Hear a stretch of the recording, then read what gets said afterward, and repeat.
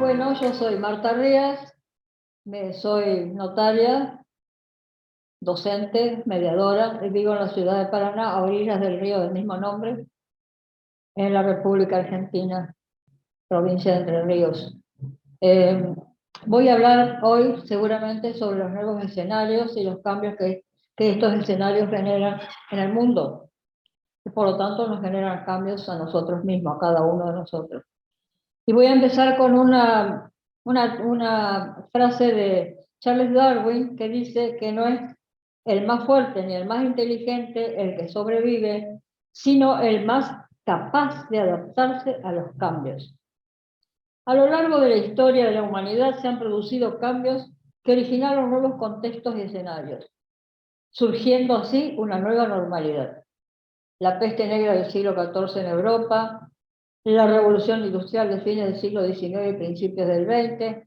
Las industrias se instalaron entonces en las ciudades y se fue cambiando de alguna manera la vida del campo, se configura la vida en el campo.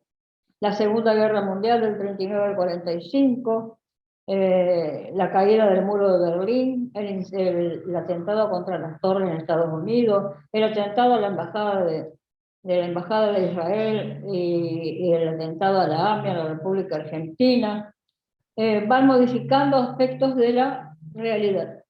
En 1980, la revolución industrial tiene un nuevo paradigma, hay una nueva revolución industrial. Aparece entonces el paradigma tecnológico. Y así la globalización, las nuevas impresiones, la libertad sexual, el paradigma vincular post-COVID-19, las nuevas formas comunicacionales y de contacto físico. Aparecen nuevos espacios laborales y nuevos espacios de conocimiento con excesiva información que requieren nuevas formas comunicacionales que reemplazan las anteriores. El conocimiento es dinámico, se encuentra en diferentes ambientes que constantemente se modifican. ¿Cuáles son las transformaciones producidas en la sociedad? Son muchas, muchísimas, y nosotros las hemos asumido y las hemos aceptado, tal vez en forma demasiado pacífica. La sociedad se ha ido transformando y el mundo con la pandemia necesita indagar cómo es que nace, qué se destruye y qué se construye. Estamos transitando con muchas dificultades un acuerdo social que contemple el ingreso universal ciudadano y un sistema nacional de salud, un sistema que reforme los tributos, que reforme los impuestos, la transformación del sistema energético, del transporte, la generación de arraigo en las localidades rurales y semirurales, el fomento de una cultura asociativa, comunitaria y de la responsabilidad de la sociedad en el consumo. En este contexto debemos replantear los límites, el sentido y el concepto de comunidad en una definición que contemple todos los ámbitos sociales, que contemple la solidaridad, la cooperación, la convivencia y adaptando todos estos conceptos a la realidad vigente. La revolución industrial produjo la modernidad.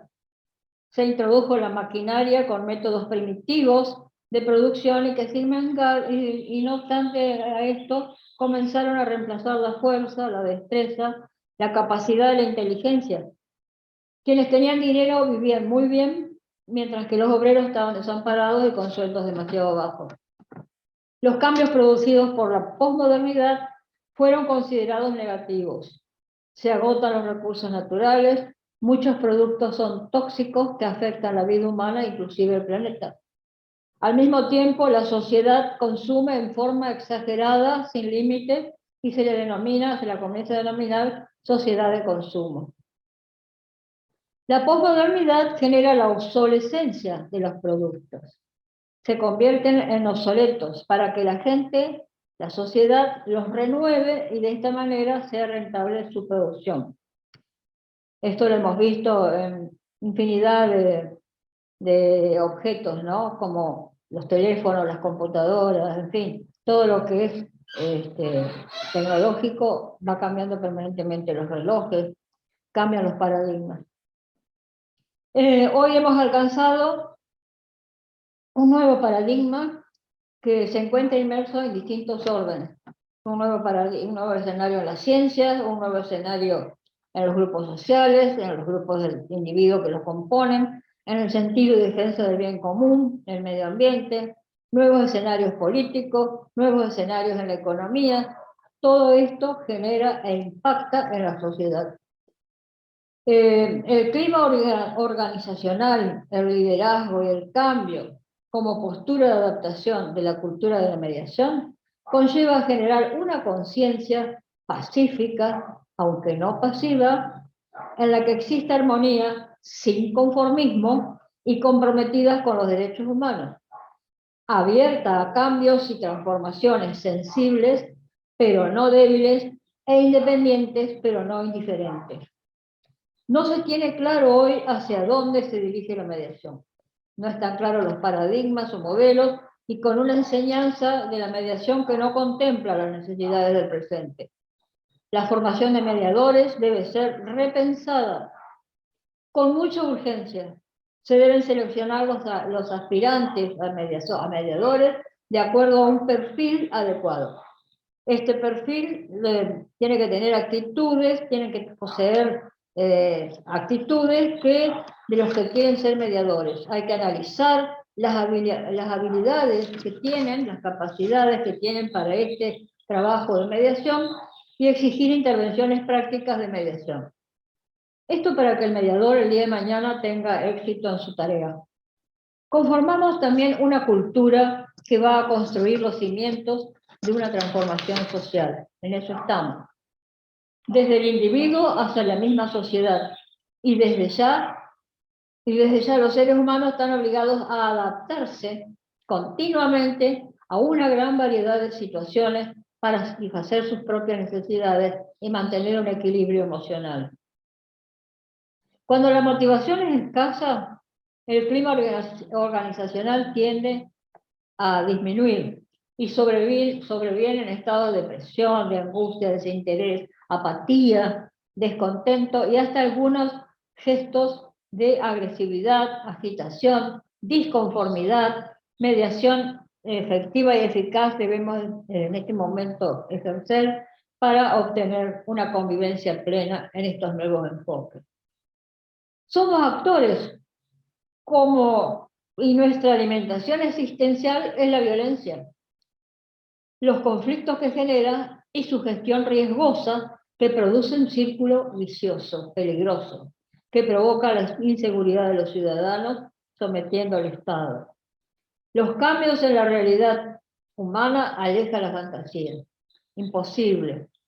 El desarrollo tecnológico en el mundo provoca cambios en esta realidad en distintas aplicaciones y lleva a mundos nunca imaginados.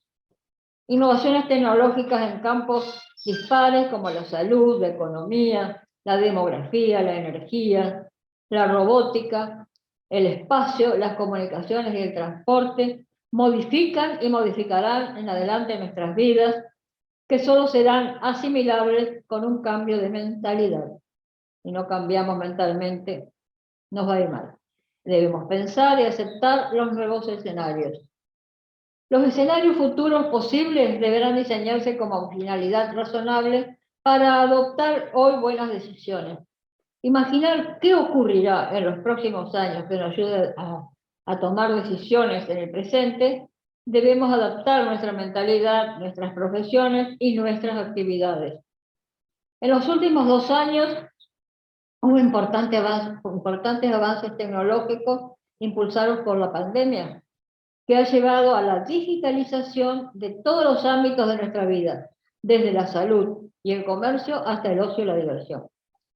¿Seguiremos en esta línea? Esto es muy probable y crecerá todavía más la demanda de perfiles tecnológicos que den respuesta a este nuevo escenario.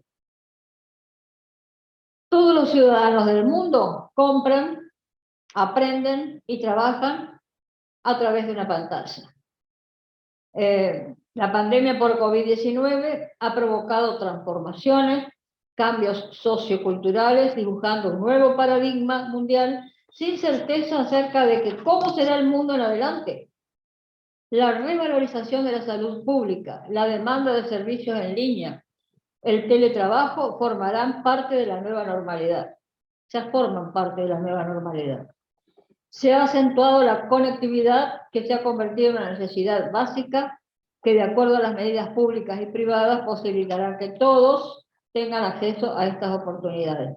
Aun cuando ahora en nuestro país, en Argentina, las posibilidades están bastante restringidas.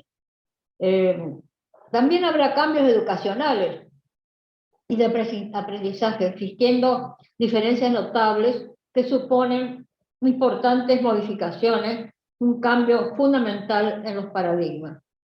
Entre las más importantes de la educación encontramos las prácticas restaurativas enfocadas en reparar los daños y fomentar la responsabilidad, el aprendizaje en común y la restauración del daño de la mejor manera posible.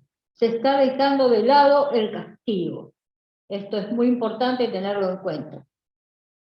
Se otorga a la víctima, en este caso, un papel protagonista, de protagonista. Y pensando en la mediación y en su práctica en las sociedades occidentales, observamos que ha ido creciendo y se aplica en el ámbito interpersonal, aún en asuntos desde el divorcio hasta litigios sobre la tenencia de los hijos de parejas que se separan, litigios entre propietarios e inquilinos, reclamaciones de consumidores o luchas empresariales entre ejecutivos y otros. Hay otros casos también. Como cualquier época de cambios, el riesgo principal es no hacer nada, en quedarse inmóvil frente a la realidad cambiaria. Es necesario adaptarse a los cambios, a los nuevos tiempos, y pensar que lo que nos dio éxito hoy, tal vez no nos dará éxito mañana, o no se va a repetir.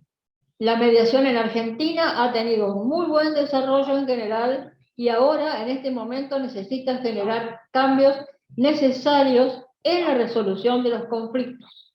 El cambio fundamental, a mi entender, en mi pensamiento, es innovar en el campo de la gestión de conflictos con los recursos suficientes para acordar la paz.